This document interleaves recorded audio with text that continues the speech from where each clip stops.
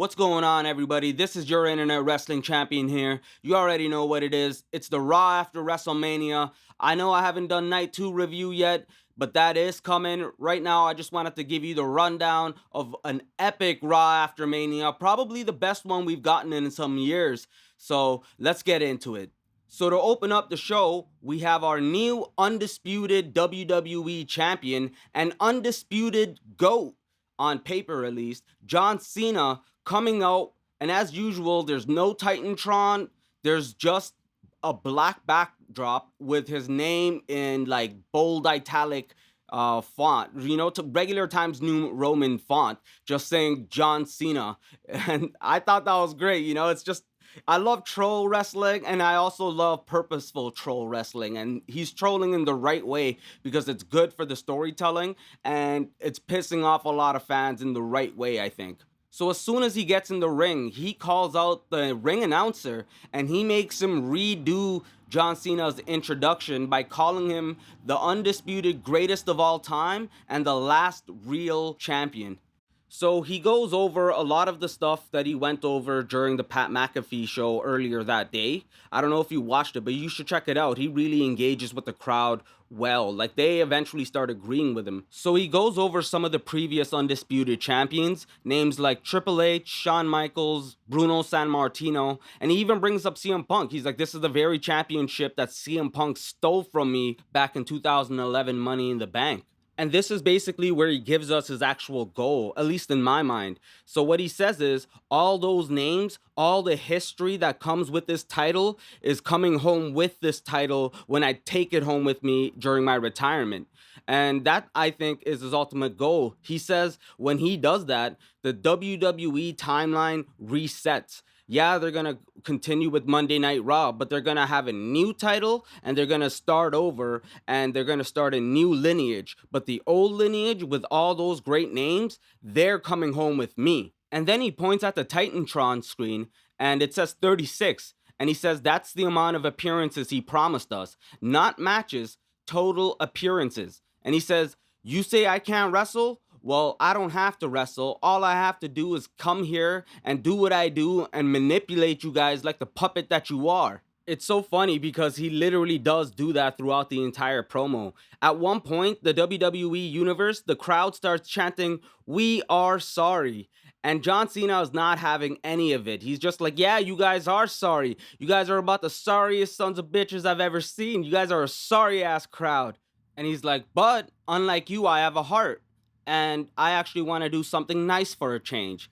And he tells everyone to get their cameras out, and he's like, the last real champ is here. And he just poses all like with a shit-eating grin on his face. And all the while, unbeknownst to him, a seething Randy Orton just slithers into the ring, like the snake that he is. And he's just primed and ready. He's just waiting for Cena to turn around.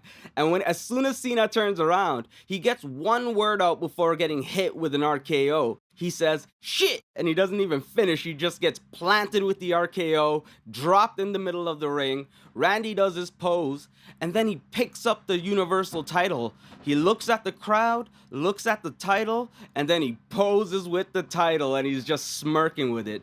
And I gotta tell you, man, I've watched these two guys since they were in Dominic's shoes today, when they were the mid-carders.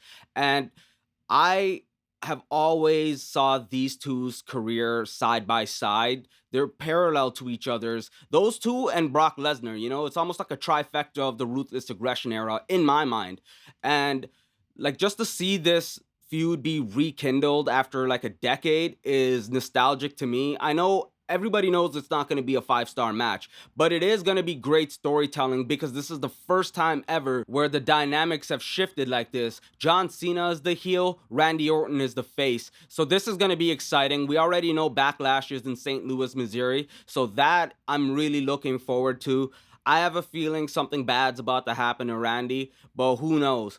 But yeah, that was your opener. And I think that was a very strong segment. John Cena did his thing, and I really like how he's coming together as a heel. From his moveset to just what he's talking about, I don't think I've ever seen a heel like this. He's completely transparent, and he's just beating the crowd in every engagement simply by telling the truth and breaking the fourth wall without breaking the credibility of kayfabe, only like John Cena can. Next up, we have the new tag team champions in the New Day coming to the ring, and they're just bragging, they're gloating about winning the championships. But they don't get to brag for too long because they do get interrupted by the Alpha Academy. And Maxine, I gotta say, did a terrific job on the mic last night as their new mouthpiece. She really knew how to work the crowd, and her voice was an even pace. It never cracked, and it was totally believable. I'm really proud of Maxine, how far she's come over the last like 6 months. But yeah, she goes over their history with Alpha Academy and how a few months ago the Alpha Academy had gotten a pin over the New Day in just 60 seconds, sparking a Minuteman chant by the crowd, which was awesome to hear. But yeah, this prompts a match between the two, which doesn't really get underway because as soon as the bell even rings, the lights just cut out. It goes all black for a few seconds, and you'll never guess whose music they start playing. That's right, Rusev Day came early this year. Rusev's music starts playing. This man comes down to the ring and lays out all four men. He beats the crap out of the New Day and the Alpha Academy. I can't tell you how happy I am to see the Bulgarian brute back, man. Like, this guy was an absolute hoss of a man back in 2015. His US title run was the 2010s equivalent to Gunter's IC title run. He just ran through every competitor that tried to step up to him. But yeah, Rusev makes his legendary return and 1v4s all those men and lays waste to the New Day and Alpha Academy. Great follow-up segment from John Cena's opener. Like, that was just, I'm so happy to see Rusev back, man. But yeah, next up, we had the Tag Team Women's Championship on the line between Becky and Lyra Two Belts and Liv Morgan and Raquel. When I look back at my notes that I took while watching this match, the first thing I wrote was great match. That was it. Because this was so entertaining through and through. Liv Morgan, just like in 2024, she's now the MVP of this match. She gets some of the best spots in the entire match. There was this one point where Lyra and Becky are trying to superplex Raquel off the top rope, and Liv Morgan jumps on the rope, does this weird Hurricane Rana type move on Becky, and power bombs her from the turnbuckle onto the mat. And again, later down the line, she catches Lyra off guard with her finisher and gets the 1-2-3 while Becky was distracted outside with Raquel. So there you have it, new tag team champions, Liv Morgan and Raquel Rodriguez winning their fourth title. And I hope these two girls have a dominant year and a breakout year for Raquel with this title, because they're bringing new life to this division that just hasn't been there for like a year now. So after the match, you have Lyra just in the middle of the ring and a disappointed and dejected Becky Lynch trying to help her up. And in a moment that just about everyone in the arena saw coming, Becky Lynch turns heel and starts attacking Lyra Valkyria. She's just irate. She's like, "It's your fault. It's all your fault." And Lyra doesn't do anything, She's just in utter shock because this is her mentor in storyline. And she just lets her just hit her. And Becky Lynch even leaves the ring and comes back like 3 to 4 times and gets the manhandle slam on Lyra, and she does nothing about it. She pretty much takes it because she's in complete and utter shock. I think this is exactly what the IC division needed on the women's side. They needed a defibrillator and a reset, and I think Becky is the right person for it. How she's gonna bring the best out of Lyra, I don't know. What kind of story those two have to tell, I guess we're just gonna have to wait and see. But this is the most excited I've been about the women's IC division since the women's IC division became a thing. So yeah, all in all, if I were Simon Miller, I'd give this segment an aggressively medium-sized up. So, right before the main event, the very last thing before the main event, we have Gunter coming out, and he just starts talking smack to both the commentators. He's salty that he tapped out. He hasn't accepted it yet. And he tries to take it out on Michael Cole. And Michael Cole, being just balls of steel, standing on business, he's like, "Hey man, don't look at me. I'm not the guy that tapped out."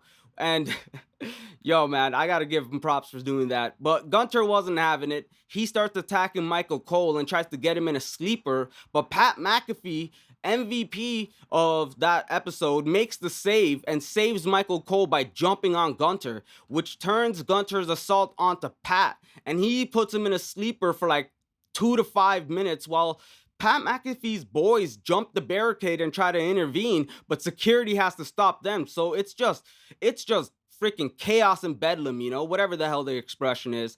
And Pat McAfee ends up selling the choke for like 10 minutes. It takes him 10 to 20 minutes to leave the ring.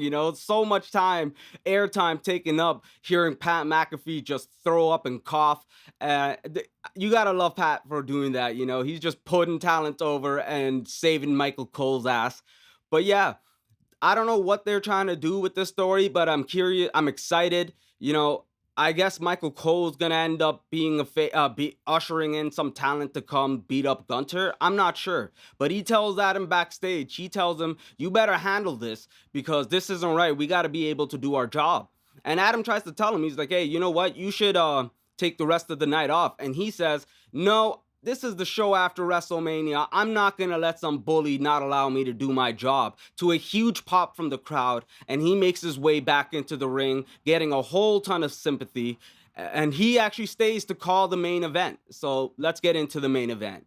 Now, to close off the show, we have our newest Paul Heyman guy in Seth Rollins, the winner of Night 1 WrestleMania 41 main event. And he comes down, takes his sweet ass time going down the ramp with Paul Heyman in tow. But as soon as he gets in the ring, he doesn't even get a word out because as soon as he says 2 to 3 words, CM Punk's music starts playing. This guy means business, and these guys are not wasting any time on this episode. Him and Seth Rollins start brawling it out. Punk gets the better of Seth Rollins and then turns his attention briefly to Paul Heyman. And he's about to hit Paul Heyman before he gets raked in the eye from behind by Seth Rollins, the dastardly ne'er-do-well. And while he's trying to recover, Seth Rollins comes and capitalizes with a stomp to CM Punk. And now CM Punk is laid out in the middle of the ring. Seth Rollins has his foot over his head, and him and Paul Heyman are standing strong. And Paul calls him. He declares that Seth Rollins is now the newest undisputed top star of the entire wrestling industry. So while they're standing tall over his carcass, Roman Reigns' music starts playing, and he surprises everyone with his appearance. He marches down to the ring, bodies Seth Rollins, and then Superman punches Paul Heyman. And while he's getting hyped, he turns around and gets split in two. Just a hooded man just spearing the shit out of Roman Reigns. And guess who it is? That's right, it's the dog himself. It's Braun Breaker making his appearance known as the newest Paul Heyman guy, spearing the hell out of both Roman Reigns and CM Punk, and he does it on Seth's command, no less. So that's how you close off Monday Night Raw last night. An incredible show, one of the best post-Mania Raws we've had in like 4 or 5 years. This is the first time in years that I really felt like a new era is opening after the closing of WrestleMania. That's how it used to be. It used to feel like a new beginning. Well, this for sure is a new beginning. We have tons of new debuts, amazing returns, and we have a new dominant faction, a new Paul Heyman faction with Seth Rollins taking the helm and Braun Breaker as his right hand. This is just so much fun to watch. It's so exciting. I'm so excited to see how they carry this into the new year. But yeah, that was your review for the Raw after WrestleMania. One hell of a show. Incredible, incredible show. Probably one of the best Raws we've had in months, But let me know what you guys think. How did you guys like the Raw after WrestleMania? How do you guys feel about all the returns and this new devastating faction with Seth Rollins and Braun Breaker? Let me know in the comment section below. And if you like my content, hit a like and subscribe. And until next time, this is your internet wrestling champion. And I hope to see you next time. Have a great week, everyone.